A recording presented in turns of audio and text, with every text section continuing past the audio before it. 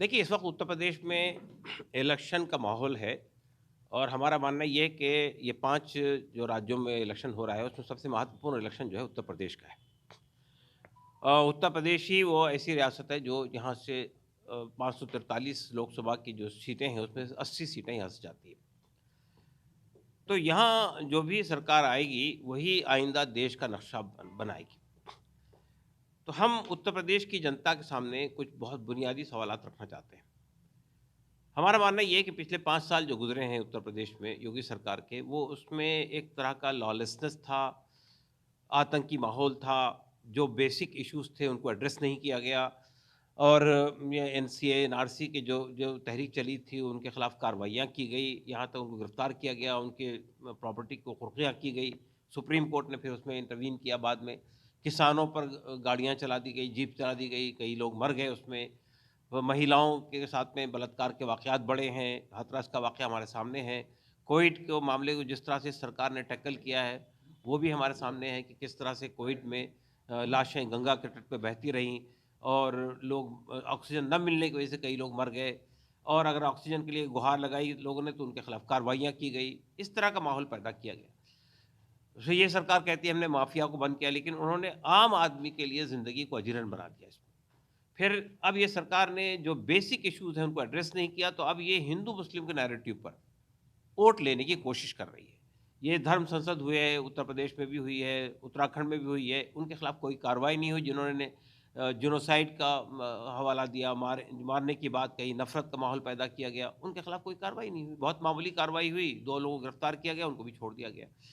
तो ये जो सिचुएशन है, ये सिचुएशन बहुत भयानक है और हमें अंदाज़ा है कि अगर ये पार्टी दोबारा पावर में आती है, उत्तर प्रदेश में, तो जो लोकतंत्र हमको हासिल है, वो ख़त्म हो जाएगा और यहाँ पर एक तरह से फासीवाद बढ़ जाएगा, यहाँ पे डिक्टेटरशिप बढ़ जाएगी, एनार्की आ जाएगी और लोगों के जो बेसिक इश्यूज़ हैं, उनको एड्रेस नहीं किया गया। हमारे यहाँ हम ये देखते हैं उत्तर प्रदेश में एक अजीब दुविधा ये है कि जो ऐसे वो हैं, जैसा शिक्षा मित्र हैं यहाँ पे उनको जो है आप जो उनकी जो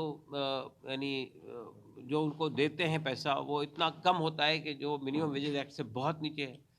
तो इसमें वो शिक्षा मित्र तकरीबन 1,57,000 है। इसी तरह से रसोइयाँ हैं जो काम करती है उनके ऊपर 3,72,000 की तादाद में वो लोग हैं, उनको भी आप 4-5 हज़ार रुपए देते हैं महीने का। इसी तरह आंगनवाड़ी है, 2 लाख के करीब लोग उससे जुड़े हुए हैं। आशा वर्कर है 1,50,000 लोग उससे जुड़े हुए हैं। लेकिन इन लोगों को जो सैलरी है वो एक बहुत मीगर अमाउंट है जो दिया जा रहा है। तो उनको भी आप एड्रेस नहीं कर रहे हैं। तो ऐसे कई लोग हैं हमारे यहाँ अनएम्प्लॉयमेंट बहुत बढ़ गया है। तो हमने ये पब्लिक के सामने ये रखा है कि ये जो इलेक्शन का ज़माना है यही आपके बुनियादी इश्यूज़ को तय करने का वक़्त है। इसमें में भी अगर आप कास्ट के बुनियाद पर और रिलीजन के बुनियाद पर वोट करेंगे तो आप नुकसान में रहेंगे आइंदा 5 साल के लिए। हमने ये लोगों से बात कही है कि उत्तर प्रदेश में बेसिकली बीजेपी से मुकाबला समाजवादी पार्टी गठबंधन का ही हो रहा है। तो हमने ये आपके माध्यम से अपील करना चाहते हैं यहाँ की जनता से कि वो अगर यहाँ उसे लोकतंत्र को बचाना है, यहाँ पे रूल ऑफ लॉ को लागू करना है, यहाँ पे अनएम्प्लॉयमेंट के इश्यू को टैकल करना है, यहाँ पर जो है नौजवानों के अंदर जो बेरोज़गारी की वजह से जो मायूसी बढ़ रही है उसको रोकना है महिलाओं पे हमलों को रोकना है और उनको एक डिग्निफाइड लाइफ़ देनी है। माइनॉरिटीज़ के साथ जो इश्यूज़ खड़े किए हैं, दलितों के साथ, आदिवासियों के सामने, अगर इन सबको हमें एड्रेस करना है, तो हमें समाजवादी गठबंधन के हक़ में ही वोट देना चाहिए। हमने सिर्फ़ 4 जगह छोड़ के बाकी हर जगह ये अपील की है लोगों से कि वो समाजवादी पार्टी गठबंधन के हक़ में वोट दें, इसलिए कि बेसिकली मुकाबला समाजवादी पार्टी गठबंधन का ही बीजेपी के साथ में है। और जो पहले 2 चरण के चुनाव के जो अनुमान सामने आए हैं, उससे भी अंदाज़ा हो रहा है कि लोगों की पहली चॉइस समाजवादी पार्टी गठबंधन है। उत्तर प्रदेश के ये जो ईस्ट का इलाका है, ये बहुत महत्वपूर्ण है और यहीं पे जिस पार्टी को भी एज हासिल हो जाएगा, उसी पार्टी की गवर्नमेंट बनेगी। हमारा मानना ये है कि इस वक़्त में लोगों को सेंसेशनल इश्यूज़ में, जज़्बाती मसाइल में जाने के बजाय, उन्हें जो बेसिक इश्यूज़ हमारे सामने हैं, जो हर आदमी से जुड़े हुए हैं, हर आदमी के लिए रोज़गार का इश्यू है, हर आदमी के लिए महँगाई का इश्यू है, हर आदमी के लिए सुरक्षा का इश्यू है, हर आदमी के लिए लोकतंत्र का इश्यू है, हर आदमी के लिए अच्छी ज़िंदगी गुज़ारने का सपने हैं जो उसने देख रखे हैं।